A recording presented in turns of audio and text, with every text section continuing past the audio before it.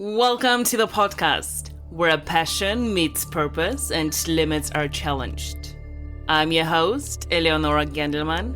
Let's start bending reality. 95% of your day is running on autopilot. You wake up the same way, you shower the same way, you eat the same breakfast, you take the same route to work, you think the same thoughts, you feel the same emotions.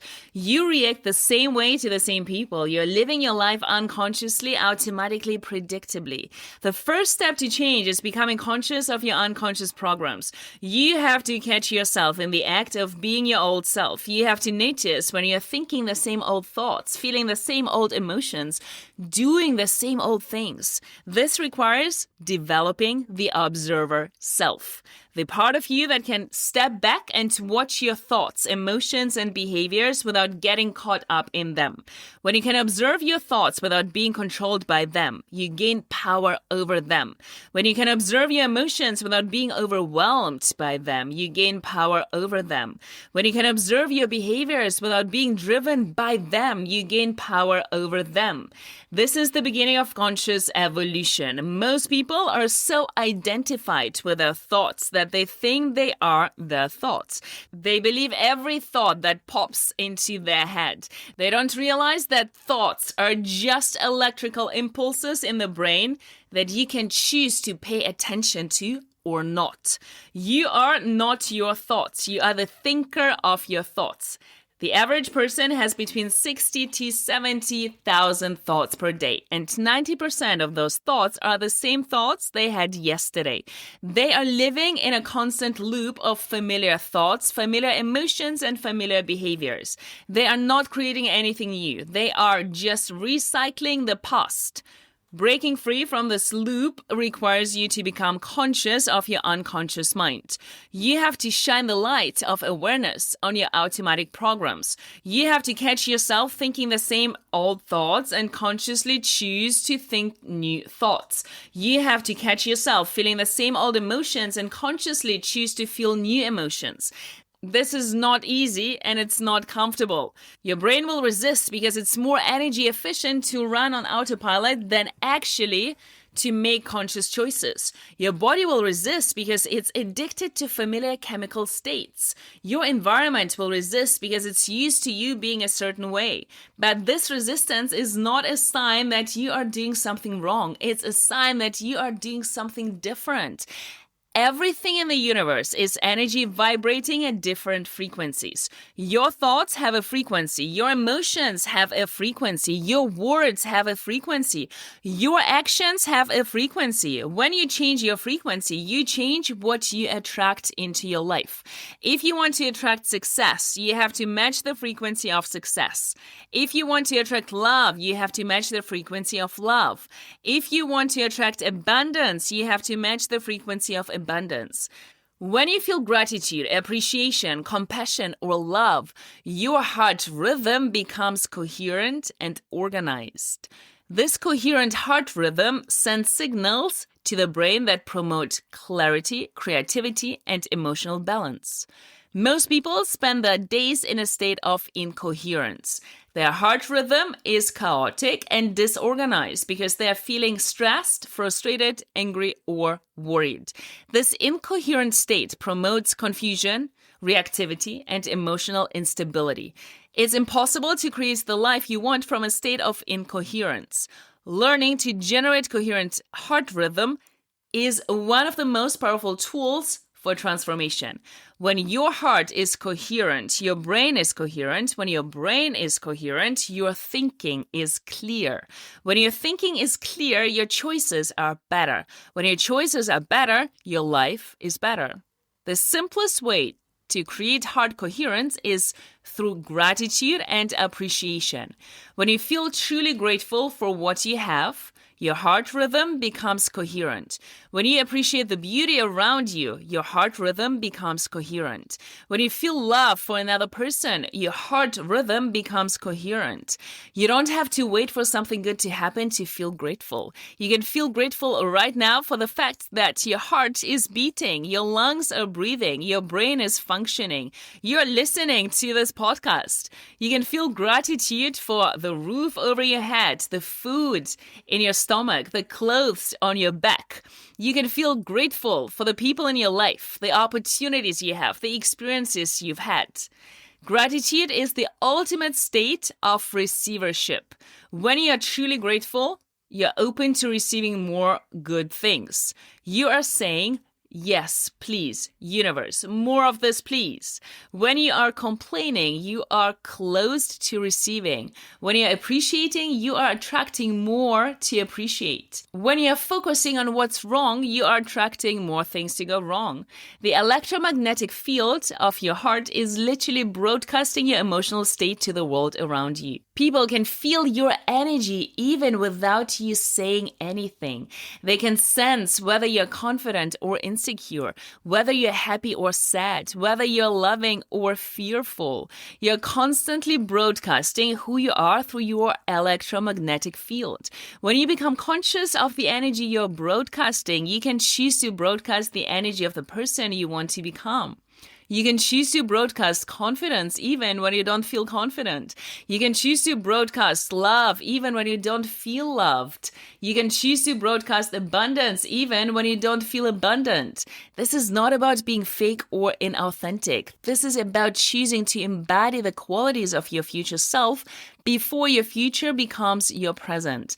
This is about acting your way into a new way of being instead of waiting to feel your way into a new way of being. Living from the end result means acting as if what you want has already happened.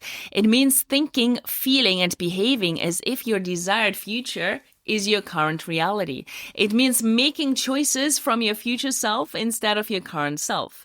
Most people make choices based on how they feel in the moment or based on their past experiences. They let their current circumstances determine their choices. But when you live from the end result, you make choices based on who you want to become and what you want to create. If you want to be a successful speaker, you start acting like a successful speaker today. You start thinking like they think, feeling like they feel, and doing what they do. You don't wait until you have the business to start acting like a business owner. You start acting like a business owner to create the business. If you want to be in a loving relationship, you start acting like someone who is in a loving relationship. You start treating yourself with love, speaking to yourself with kindness, and showing up in the world with an open heart. You don't wait for someone to love you to start loving yourself. You start loving yourself to attract love. Do not wait to be chosen. Step into your art. Act as if you already are this person. If you want to be healthy and fit, you start acting like someone who is healthy and fit. You start making the food choices they make, doing the exercises they do, and thinking the thoughts they think. You don't wait until you lose the weight to start acting like a fit person. You start acting like a fit person to lose the weight. So the key is understanding that your body is your unconscious mind. Your body doesn't know the difference between experiences happening to you and experiences that you are creating by choice. So when you act like the person you want to become, your body starts to believe that you already are that person. Your body keeps the score of every experience you've ever had, every trauma, every joy, every fear, every triumph, every celebration is stored in your cellular memory.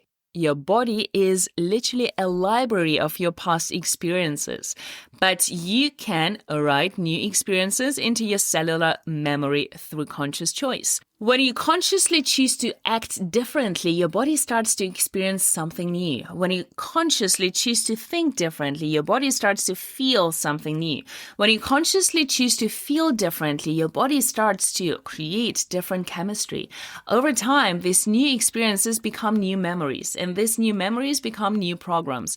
Your body starts to expect these new experiences instead of the old ones. Your body starts to crave these new emotions instead of the old ones. Your body starts to support your new identity instead of your old identity.